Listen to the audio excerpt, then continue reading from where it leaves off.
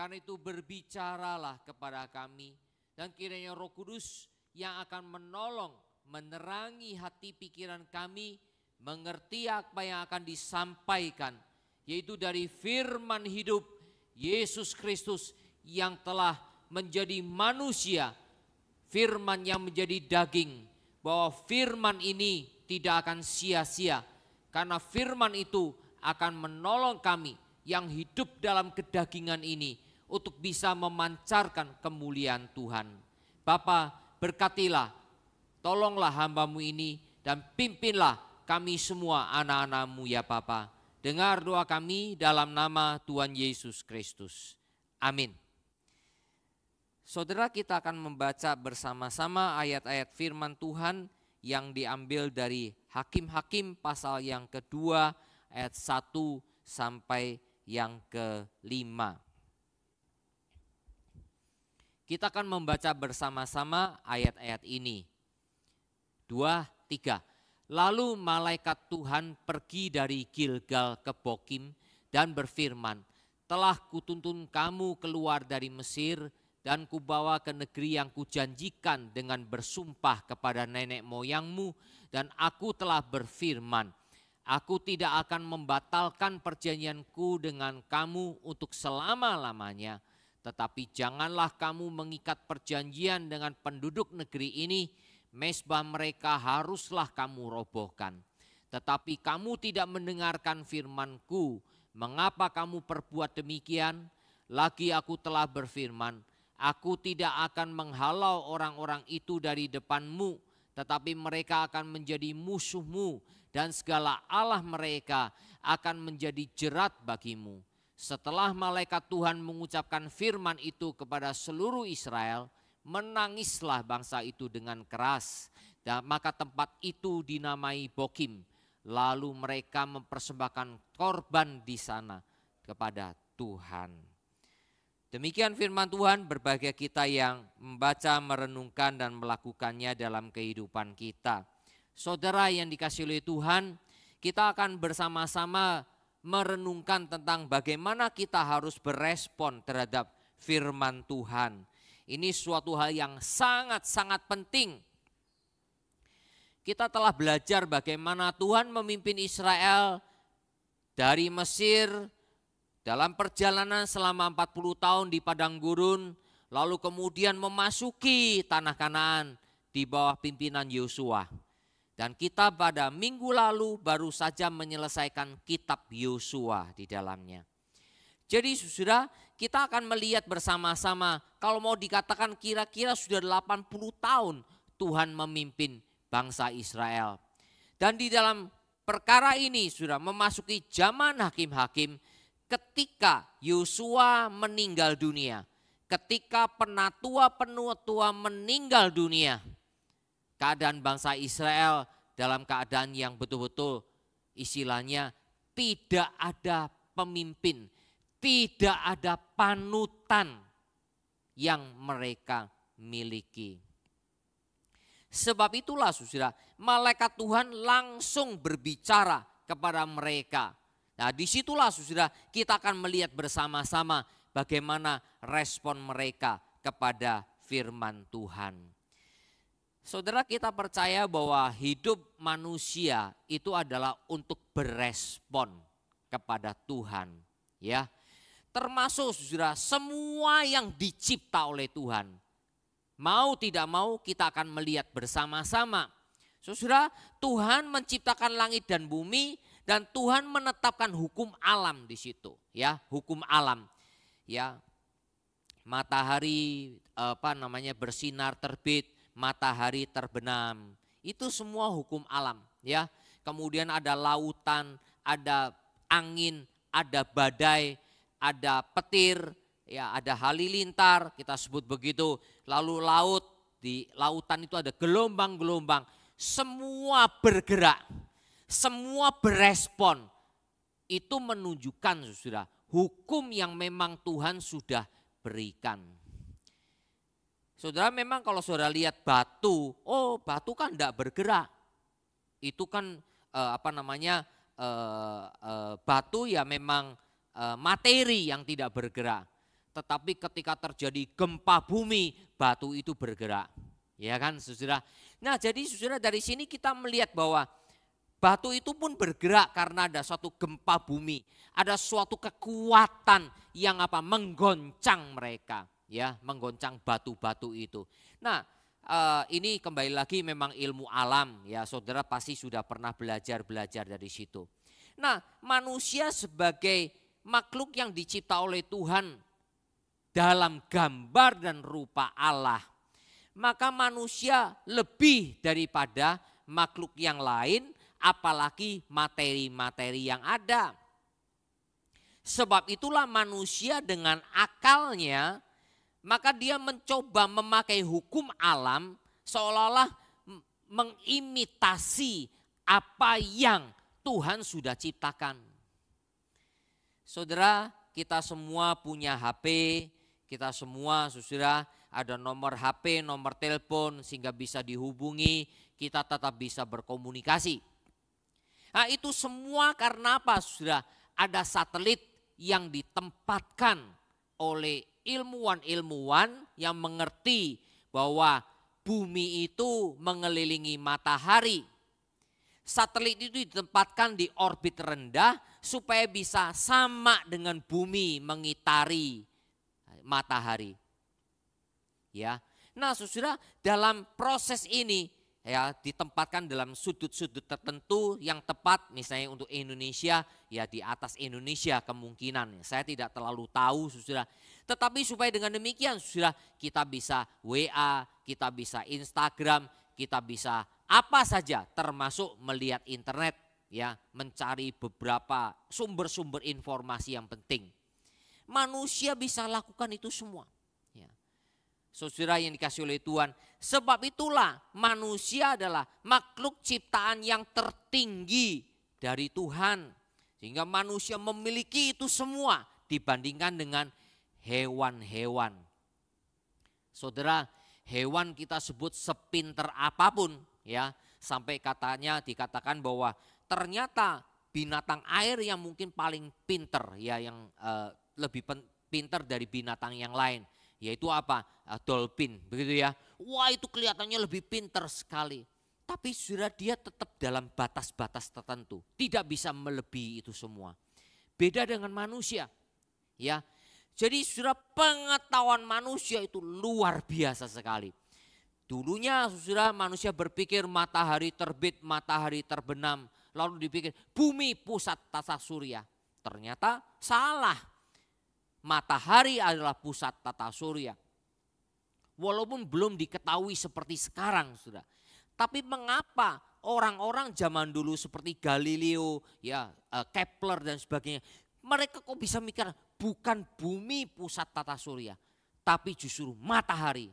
Nah mereka-mereka ini dilawan sama ilmu pengetahuan waktu itu yang belum sempurna.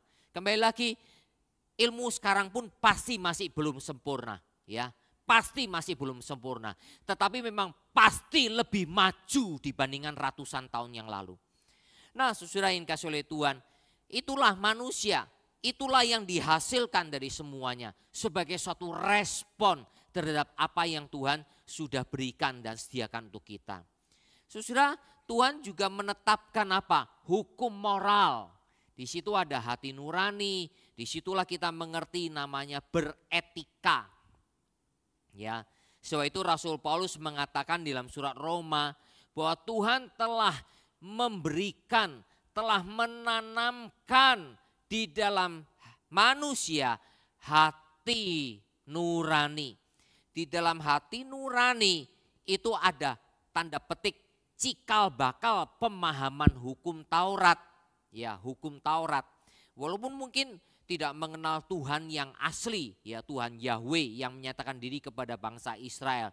Tapi manusia mengerti dalam hatinya, rasanya pasti ada sesuatu yang lebih dari semuanya yang ada di alam semesta ini.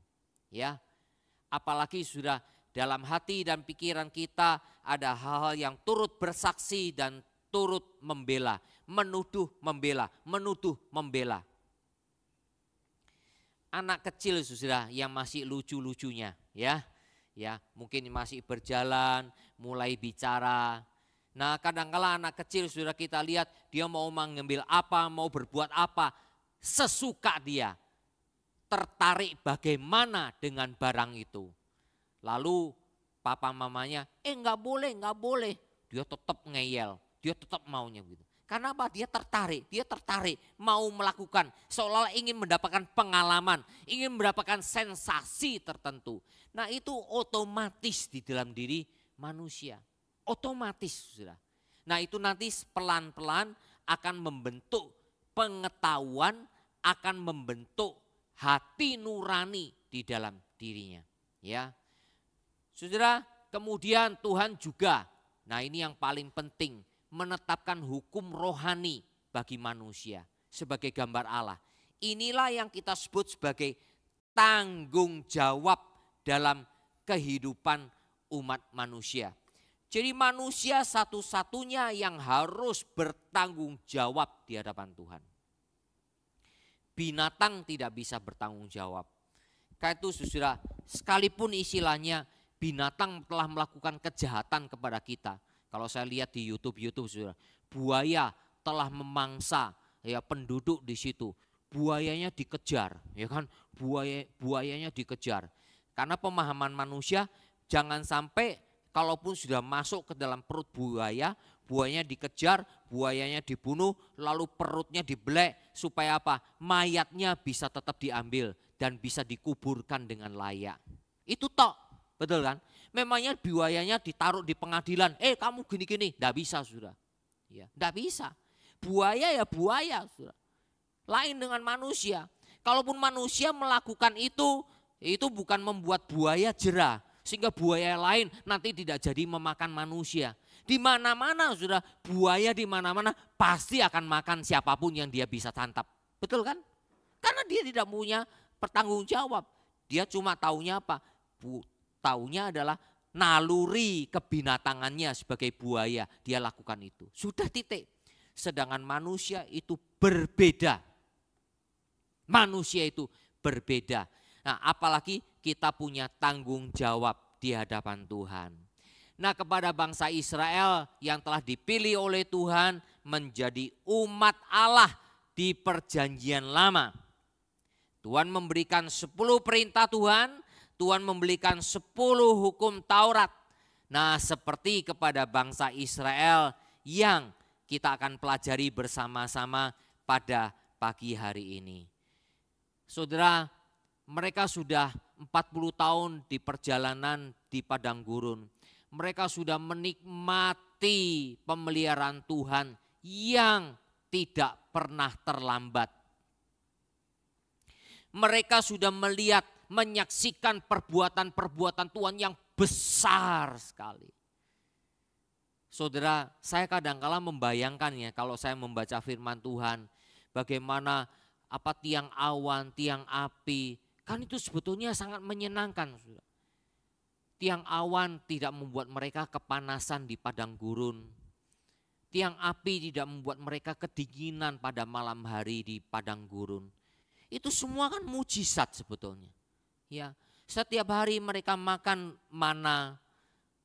Saudara, air juga dipenuhi Tuhan kasih dengan mujizat-mujizat. Masuk tanah Kanaan, Sungai Yordan mereka juga lewati.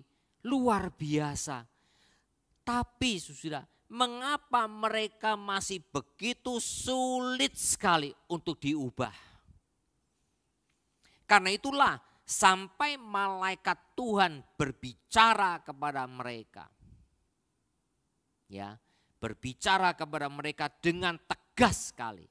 Ya, kita sudah baca bersama-sama ayat-ayat tadi. Sebab apa saudara? Mereka tidak taat sepenuhnya kepada Tuhan.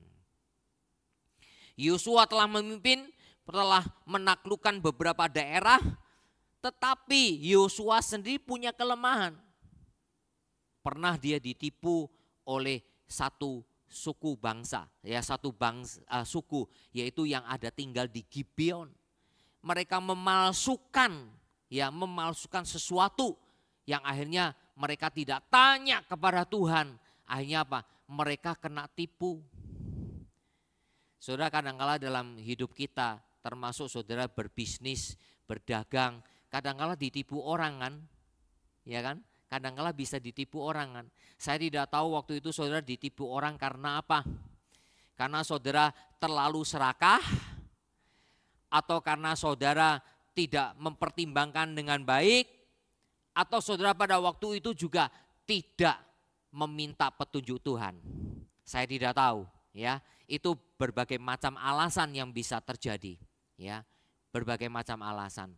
Tetapi saudara, mari kita lihat bersama-sama, ya. Bangsa Israel telah dituntun sedemikian memasuki tanah perjanjian, disuruh menaklukkan, disuruh menguasai semuanya, tapi Yosua tidak bisa melakukannya dengan sempurna. Bangsa-bangsa yang masih tinggal akhirnya saudara menjadi jerat bagi mereka. Dan lebih lagi saudara, karena apa? Bangsa Israel justru ikut larut menyembah berhala-berhala mereka. Tidak taat. Karena itu dikatakan, engkau tidak mendengarkan firman-Ku. Ayat yang kedua. Saudara, Tuhan ingin ketaatan kita itu ketaatan yang total, utuh. Yesus Kristus adalah satu-satunya. Karena itulah dia disebut sebagai juru selamat kita. Walaupun Yesus adalah Allah sejati, tapi dia telah menjadi manusia. Ketika dia menjadi manusia seperti saudara dan saya, dia juga belajar taat. Karena itu surat Ibrani mengatakan dia pun sebagai anak telah belajar taat sepenuhnya kepada kehendak Bapa. Saya tidak membayangkan saudara, Yesus kan Allah, harusnya kan mengetahui semua kehendak Tuhan. Tapi saya katakan dia juga manusia. Ada keterbatasan. Kan itu setiap hari dia bangun-bangun pagi-pagi benar berdoa kepada Tuhan. Bayangkan pagi-pagi benar dia datang berdoa untuk minta pimpinan Tuhan, Bapa di surga, apa yang dia akan lakukan dalam perjalanan hari itu. Mujizat apa yang nantinya dia akan lakukan. Dengan cara apa mujizat itu juga dilakukan. Itu semua Yesus kerjakan lebih dahulu dengan doa. Saudara, ini Tuhan kita. Karena itulah jangan henti-hentinya untuk terus berdoa. Saya sadar saudara, kita ini penuh kelemahan. Saya juga sama kadangkala dalam kejenuhan, kadangkala juga bisa tiba males berdoa. Itu bisa terjadi. Tetapi saudara, paksakan itu semua.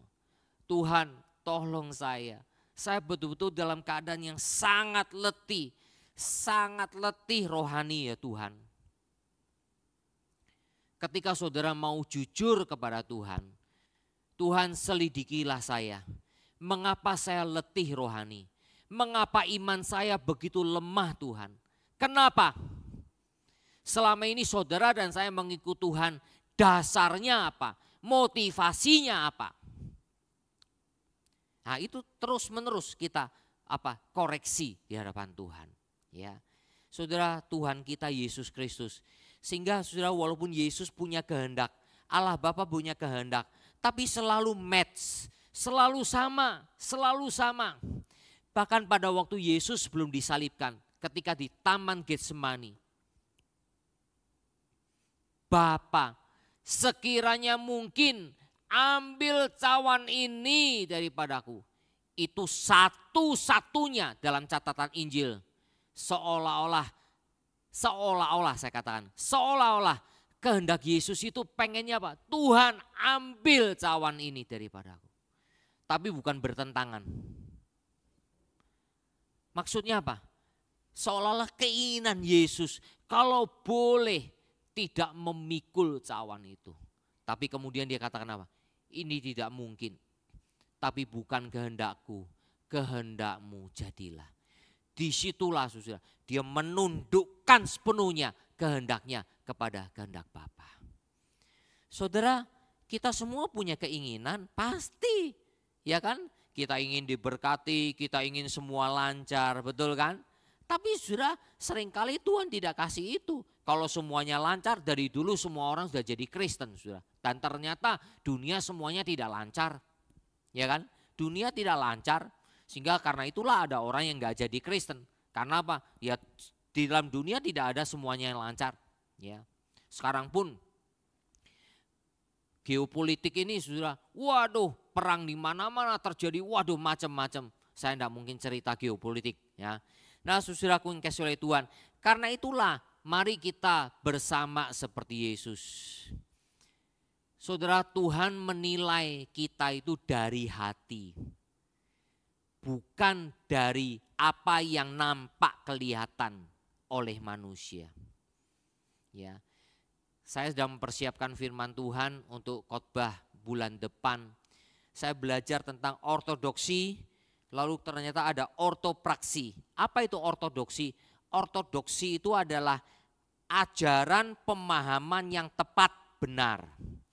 Ortopraksi, apa itu ortopraksi? Ortopraksi itu adalah praktek melakukan yang benar, itu ortopraksi. Nah, ada satu lagi sudah, ortopati. Ya, itu berasal ada juga kata simpati, empati. Ya. Itu semua adalah dari hati, dari batin.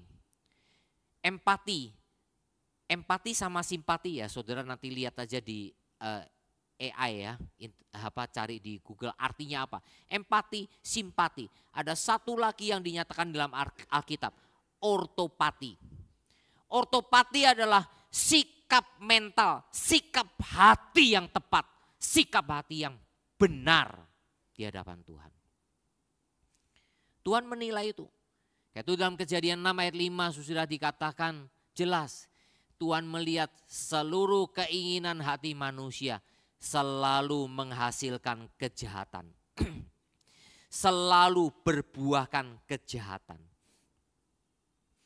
Itu ketika Samuel sedang cari-cari di rumah dari Isai, anak-anak Isai yang akan diurapi menjadi raja.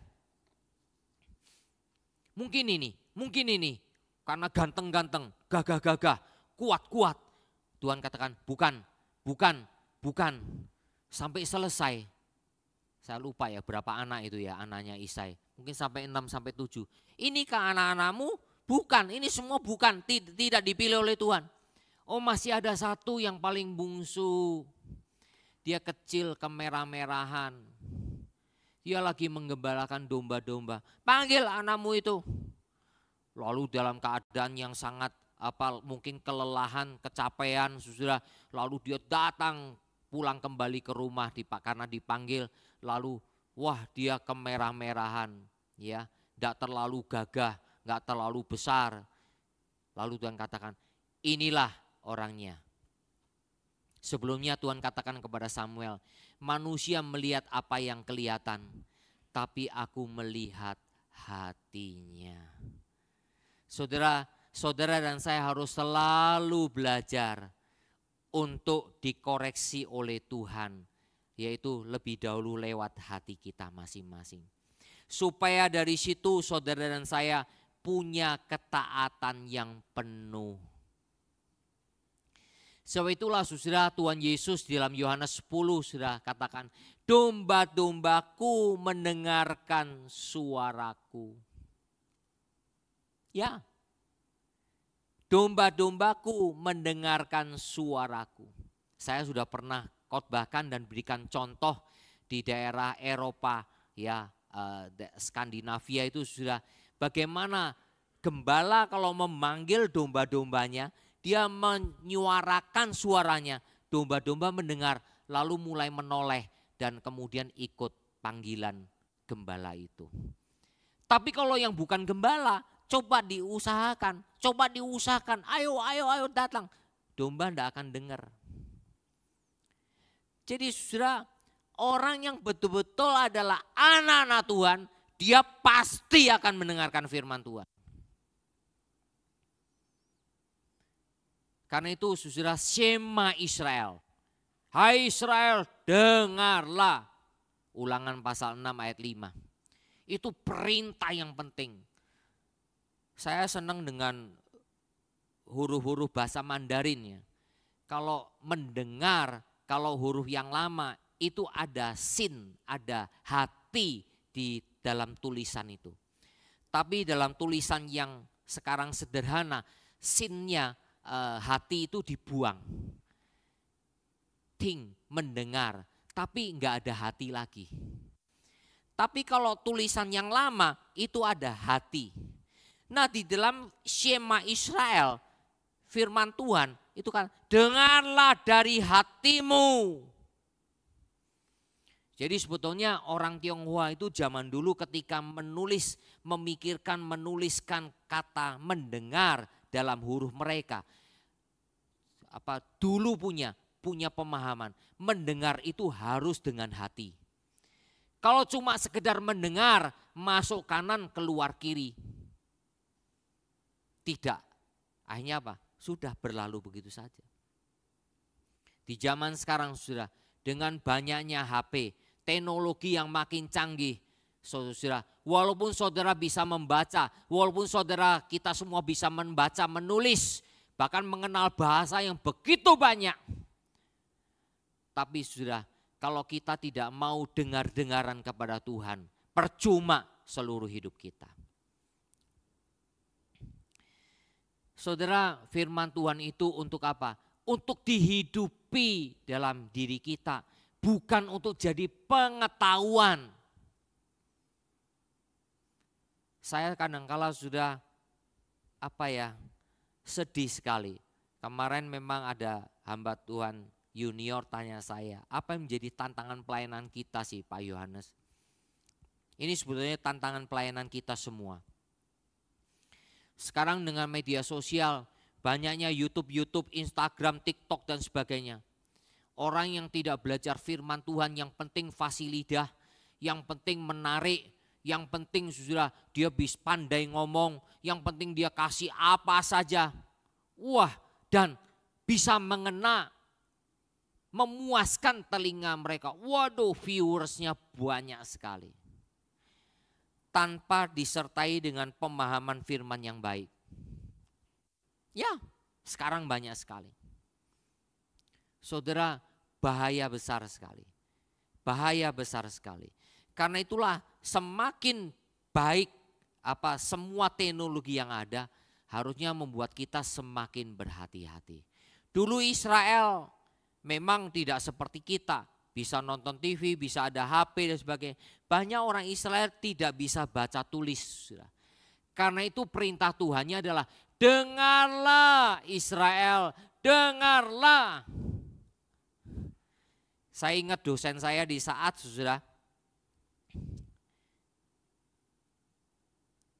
beberapa penduduk di Sulawesi Utara ya, yang pinter main catur. Mereka dulunya papan catur itu kan cukup mahal bagi mereka. Mereka kadang-kala cuma hanya ituin di tanah gitu, gambar-gambar. Mereka kadang-kala cuma hafal hafal itu ABCD 1, 2, 3, 4, 5, 6, 7. Betul kan, catur kan begitu. Itu kadang-kala main caturnya itu cuma pakai ini. Ya. Misalnya saudara, saya nggak terlalu hafal, ini contoh aja, ini ngawur-ngawuran saudara. D2 ke D4 misalnya gitu ya, itu pionnya maju gitu, pionnya maju. Itu mereka bisa ingat saudara, bisa ingat semuanya. Pemain catur yang sudah grandmaster saudara, memang dicatat, tapi mereka ingat semuanya. Karena apa? Mereka memahami dengan baik. Suatu hari ada orang Indonesia berteman dengan seorang Jepang, dan orang Jepang itu sudah datang ke Indonesia dan mereka tinggal di Jakarta. Pasti itu rekanan bisnis ya, pokoknya ada sesuatu yang harus dikerjakan. Saudara, teman yang dari Jepang ini saudara, kalau jalan kemana-mana, kalau mau menyeberang selalu tunggu, ayo kita cari zebra cross, ayo kita cari jembatan penyeberangan. Temannya ini ya pertama kali ngikutin, lama-lama kesel juga saudara. Jalanannya nggak terlalu rame, tetap cari zebra cross, tetap cari jembatan penyeberangan, kan tinggal nyebrang. Setelah beberapa hari mereka mulai diskusi, karena teman dari Indonesia ini agak kesel juga. Ini membuat kita lebih lama, ya, perjalanan lebih lama. Kalau nggak perlu zebra cross, nggak perlu jembatan penyeberangan, tinggal nyebrang kan sudah sampai gitu. Ya. Nah, diskusi, hanya dihasilkanlah suatu pemahaman. Kalau kami dididik dari kecil, pendidikan yang ada, bukan sekedar knowing, mengetahui. Tapi kalau bisa itu sampai menjadi being. Menjadi sesuatu yang dihidupi. Menjadi sesuatu yang memang mau ditaati. Mau dilakukan. Karena itulah pelajaran-pelajaran secara garis besar di Jepang itu hanya dibagi jadi 3 kelompok. Basic science, basic art, seni, ya, dan sosial budaya. Ini dalam sosial ini adalah dalam interrelasi. Jadi basic science, basic art, seni, dan basic sosial, interrelasi. Saudara, anak-anak saudara kalau pergi sekolah bawa tasnya besar atau kecil? Besar ya, bahkan tas koper ya. Knowing, semua knowing. Jadinya apa? Pengetahuan. Semua tidak menjadi sesuatu yang bisa dihidupi di dalamnya. Saudara, firman Tuhan jangan menjadi pengetahuan saja dalam diri kita. Mari kita hidupi bersama-sama. Itulah yang namanya ketaatan penuh. Yang kedua adalah pertobatan utuh. Saudara, setelah orang Israel mendengar teguran dari malaikat Tuhan, dicatat di ayat 4 dan 5, mendengar itu mereka menangis dengan keras. Menangis keras-keras. Lalu mempersembahkan korban kepada Tuhan. Saudara, apakah ini pertobatan? Yang kelihatan betul bertobat. Nangis sih, gerung-gerung istilahnya, ya. Gerung-gerung mungkin sampai air matanya sudah 1 ember. Oh bukanlah 1 mangkok, 1 gelas lah. Kalau 1 mangkok terlalu banyak juga ya. 1 gelas lah ya. Waduh, nangis keras-keras. Wah, mereka persembahkan korban. Apakah betul mereka bertobat? Saudara yang dikasihi oleh Tuhan, Tuhan inginkan pertobatan itu betul-betul perubahan hati dan pembaharuan pikiran, akal, pemahaman kita. Itu yang namanya bertobat. Saudara, kadang-kala saya betul-betul tidak tahu ya. Ada orang yang katanya jadi Kristen, percaya Yesus. Mungkin dia sudah ke gereja belasan tahun, bahkan puluhan tahun. Tapi sudah cara berpikirnya belum berubah. Saya tidak tahu itu hatinya berubah apa enggak. Jadi kalau Alkitab sudah, hati sama pikiran itu saling terkait. Kalau hatimu berubah, nanti pelan-pelan pikiranmu akan diubah. Itu Alkitab. Tapi herannya dalam kenyataan hidup yang saya lihat, ada orang yang namanya jadi Kristen begitu lama tapi cara berpikirnya betul-betul belum berubah. Masih seperti zaman dulu, masih seperti orang kafir istilahnya kalau saya mau katakan. Saudara, ngomongnya Kristen, masih pergi ke dukun, masih pergi ke orang sakti, masih pergi untuk cari ramalan-ramalan. Betul-betul saya nggak habis pikir ya, katanya dia Kristen. Apalagi masih percaya sama apa? Sama itu apa namanya? Mistik-mistik. Tahyul-tahyul. Saudara, saya itu dulu sama mama saya selalu diingetin begini. Ingat ya nak, saya kalau nanti foto di sekolah atau apa dengan teman-teman, jangan foto bertiga dan jangan kalau kamu di tengah-tengah kalau lagi foto bertiga. Itu saya ingat sekali. Jadi ketika misalnya foto dengan teman-teman, saya selalu nggak mau di tengah. Teman saya yang saya sodorin ke tengah.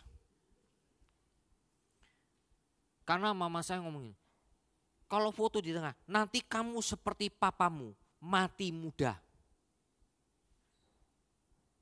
Memang beberapa family juga ngomong begitu. Itu gara-gara papamu foto di tengah-tengah. Tuh lihat, gak lama setelah papamu foto di tengah-tengah, bertiga papamu di tengah, mati dia. Saya ingat sekali, sudah. Saya ingat itu. Kan nempel, sudah. Kalau anak kecil di sehingga waduh sudah. Tapi setelah saya percaya Tuhan, apa benar itu? Apalagi setelah membaca firman Tuhan. Hidup itu di tangan Tuhan. Lahir kita di tangan Tuhan. Mati kita juga di tangan Tuhan. Iya kan? Kita harus percaya itu. Ya. Apalagi angka-angka 13, 14, waduh. Angka 4 pun enggak mau. Tapi dikasih 4 miliar mau. Karena itu duit, bukan angka.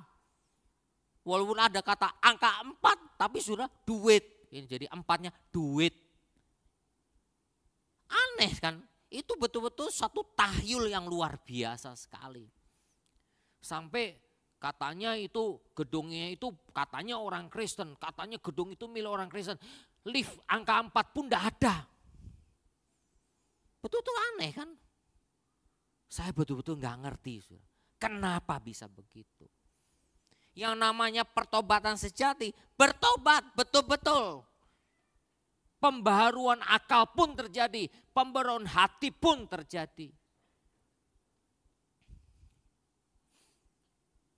Lihat Saul dan Daud, dua raja ini. Kalau mau diomongin saudara, Daud itu dosanya sangat keji. Sudah berbuat mengambil istri orang, membuat istrinya mengandung, tidak mau tanggung jawab, panggil suaminya untuk bersenang-senang dengan istrinya supaya enggak ketahuan dia yang membuat istrinya mengandung. Enggak bisa lagi suruh taruh di peperangan tasi paling depan supaya apa? Suaminya ini langsung bisa mati dalam perang. Itu jahatnya luar biasa. Beda dengan Saul sebetulnya. Saul itu cuma tidak mendengar firman, cuma apa? Oh itu kambing domba kan nanti kasih yang terbaik untuk Tuhan, ya kasih yang terbaik untuk Tuhan, yang bagus-bagus. Tapi dia tidak mau ditegur oleh Tuhan. Saul itu sebetulnya tanda petik ya saya katakan, kelihatannya lebih ringan. Tapi ternyata Saul tidak mau bertobat sepenuhnya, tapi Daud justru bertobat. Walaupun dia raja, dia langsung terima firman Tuhan. Dia langsung terima tegurannya. Dia langsung mengoyakkan semua kebesaran pakaian kerajaannya. Dia mahkotanya dia lepaskan dari kepalanya. Dia taburkan debu dan abu. Tobat. Tobat itu penuh dari hati dan sekaligus pikirannya dia tahu. Karena itulah dia mengatakan, aku berdosa dari hatiku, aku berdosa dari pikiranku. Karena itu dia mengatakan, Tuhan selidikilah hatiku, selidikilah pikiranku, dan lihatlah apakah jalanku serong. Itu semua kata-kata Daud di dalam Mazmur 139. Yudas Iskariot sama Petrus, dua-duanya sama-sama berdosa. Tapi Tuhan tahu siapa yang bertobat sungguh-sungguh dan siapa yang tidak bertobat. Saudara, jangan minta saya yang tahu pertobatan saudara. Saya enggak akan tahu saudara bertobat seperti apa. Ya, saudara juga tidak akan tahu saya bertobat seperti apa. Ya. tanyalah kepada Tuhan langsung.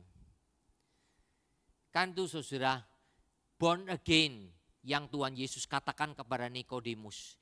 Tuhan di dalam Yesus Kristus memberikan Roh Kudus, dan Alkitab Perjanjian Lama dan Perjanjian Baru menjadi satu, menjadi suatu yang jelas bahwa Roh Kudus yang akan mengerjakan lahir baru kepada gereja orang Kristen.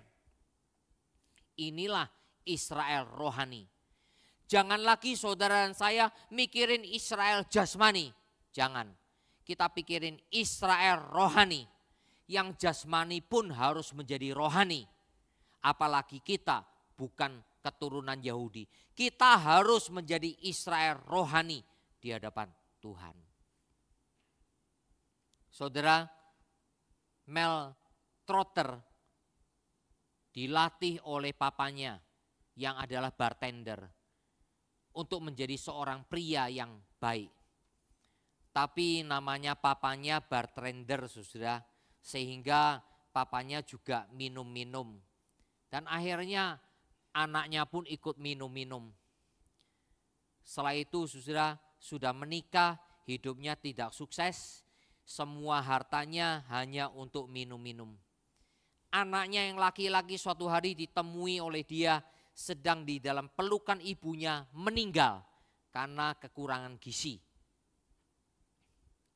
Dia menangis, dia bertemu, aduh saya salah. Aku tidak mau lagi minum-minum, aku tidak mau lagi. Aku betul-betul mau bertanggung jawab.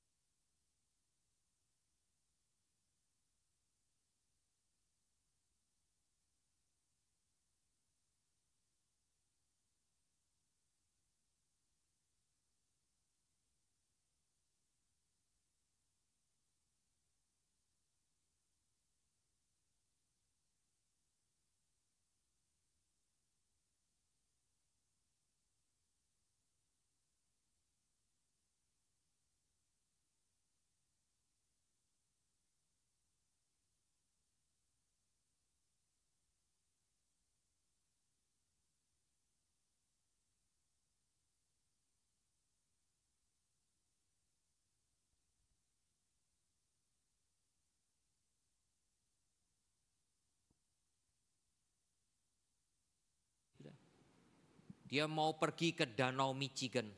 Pokoknya saya mau ke sana, saya mau bunuh diri. Saya sudah tidak tahu lagi apa yang harus saya lakukan.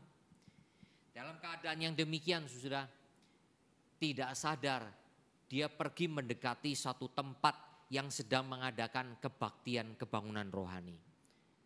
Masuk ke gedung itu, dia duduk paling belakang. Ketika mau mendengar pun saudara sering geloyongan badannya. Dan sering kali jatuh. Akhirnya penerima tamu ngeliat dia, nolongin dia. Luruskan kembali badannya. Suatu kali ketika Tuhan berbicara lewat hamba Tuhan. Barang siapa adalah Yesus Kristus, ia adalah ciptaan baru. Yang lama sudah berlalu, sesungguhnya yang baru sudah datang. 2 Korintus 5 ayat 17. Ketika mendengar firman Tuhan itu, dia langsung terusik jiwanya. Dia dengan terhuyung-huyung maju ke depan. Dia terima Yesus.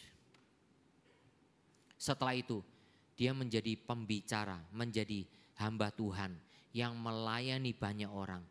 Pertobatannya pertobatan sejati, bukan pertobatan sesaat. Kemarin malam saya mendapatkan ini dari IG-nya seorang hamba Tuhan. Pemahaman firman tanpa devosi, perenungan, itu menjadi pengetahuan yang kosong. Perenungan tanpa ajaran yang benar, itu hanya menjadi emosi sesaat, emosi superficial saja. Tidak ada gunanya. Saudara, mari ingat, percayalah kepada Tuhan. Bertobatlah karena Tuhan Yesus segera akan datang. Mari kita berdoa. Bapa, terima kasih untuk firman-Mu yang akan terus menolong dan mengajar kami Bagaimana seharusnya kami berespon kepada Tuhan dan firman Tuhan. Seperti kepada Israel Tuhan, Kau katakan, karena engkau tidak mendengar firman Tuhan. Sekalipun memang mereka menangis dengan keras dan mempersembahkan korban, tapi ternyata tidak ada pertobatan yang utuh. Tuhan tolonglah kami tidak mau untuk menyalahkan bangsa Israel. Firman ini juga untuk kami Tuhan. Apakah kami sungguh-sungguh taat kepadamu? Apakah kami sungguh-sungguh bertobat dalam kehidupan kami? Apalagi ketika Tuhan menegur kami. Jangan sampai kami hanya senang mendengar firman yang menyenangkan telinga kami. Tapi Tuhan, ketika firman itu menegur kami pun juga mau diubah oleh Tuhan. Bapa, berkatilah, tolonglah setiap kami masing-masing. Dengar doa kami Bapa, dalam nama Tuhan Yesus Kristus. Amin. Saya serahkan.